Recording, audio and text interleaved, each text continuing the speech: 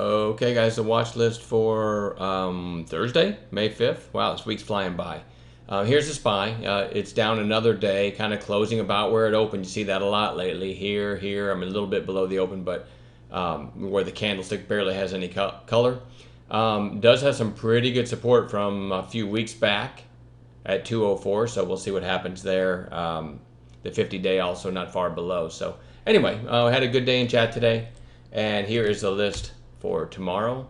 Under Armour UA, potential bounce play. I've got several bounce plays on watch. And guys, just to be clear, it's not like the market opens tomorrow and I buy these, all right? We watch them for 2 or 3 different specific setups that we like on bounce plays on an intraday basis. So if we don't get a setup, there's a good chance I won't trade any of these. A good chance I'll trade two or three of these. So anyway, Under Armour, I really liked when it was around 40 because it's fallen from 48 over the course of a couple weeks and starting to get that downside shape, volume. So it's definitely extended to the downside.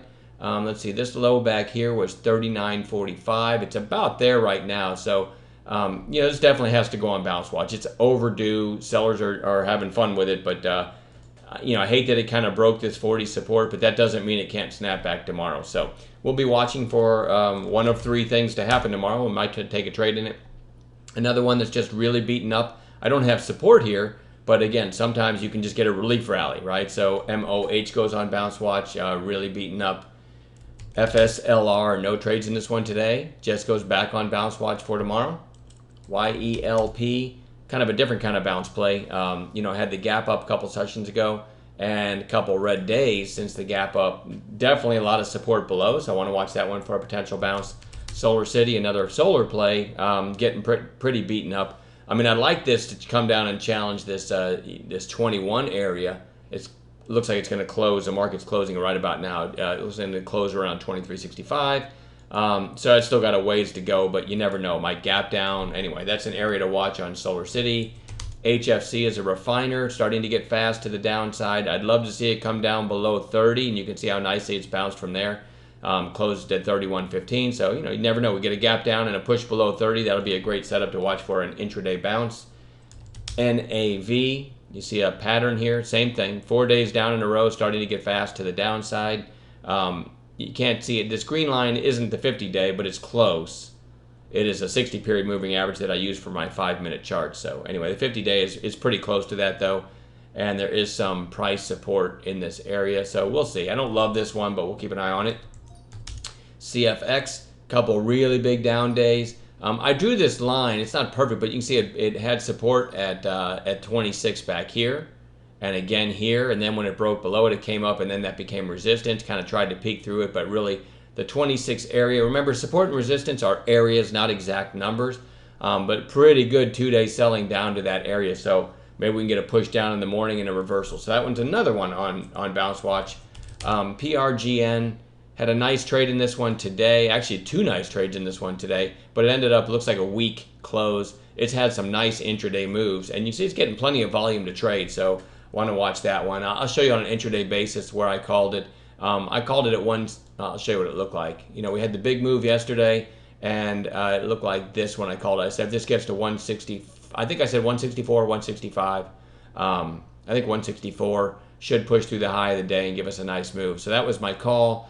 Stop was 157. There we get the high of day break, and we got to move to 2. And you can see we were never underwater, right? Just pushed straight up. That's a really nice percentage gain, even though it's 30-something cents. And then I called it long again, right there, pretty much on that green line touch. I love that green line. It's the 60-period moving average on 5-minute candles. So when I just alluded to a minute ago, I think I called this long at 175 on the way up with a 170 stop, something like that. And we got, well, it's not a huge move, but it moved up into the 190s. That's not a bad percentage move. So I got 2 nice trades in that one today. Again, it closed kind of weak, but yeah, I still have it on watch. It doesn't cost me anything to have it on chart. KRA was super strong today. It's far away from the moving averages. They're panning out a little bit. But really big volume today, so maybe we get a red to green or something like that tomorrow. So I want to watch it for that, but with the mindset that knowing that in the back of my mind that it's kind of it's run a long way. But sometimes things can just keep going. So I'll only take that with a low risk setup. And then HAIN is my last one. Nice breakout today out of this range on nice volume. Again, I don't want to chase, but maybe a red to green or something like that in HAIN. We will also work together, put together a list of gap plays in the morning. I get an example of a gap play from today, which was Zillow. We put it on our our morning watch list because we saw it gapping in the pre-market. Closing at its lows, but I still had a nice long trade in this one, and I'll show it to you. This is exactly what I look for on a gap play. I like a red to green. So I mentioned it when it looked like this as a possible 2-minute buy setup, which would have been a long over 28.68, but I ended up calling it long while this candle was forming.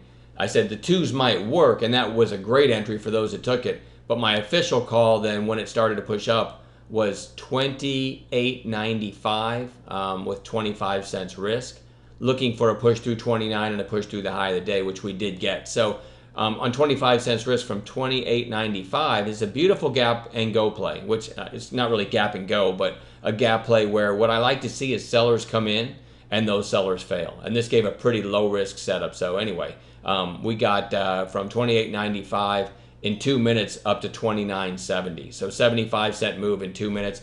As a day trader, that can make your day. And then you can just take a bunch of low risk setups the rest of the day, right? You get that money in the bank, you make your daily goal in the first 6 minutes, and the rest of the day is gravy. So that's what happened there. And there's an example of what I kind of look for on morning gap plays. So we'll put a list together tomorrow morning. Hopefully we'll catch some of those, and we'll also be watching this overnight list. All right, have a great night, and we'll talk to you tomorrow.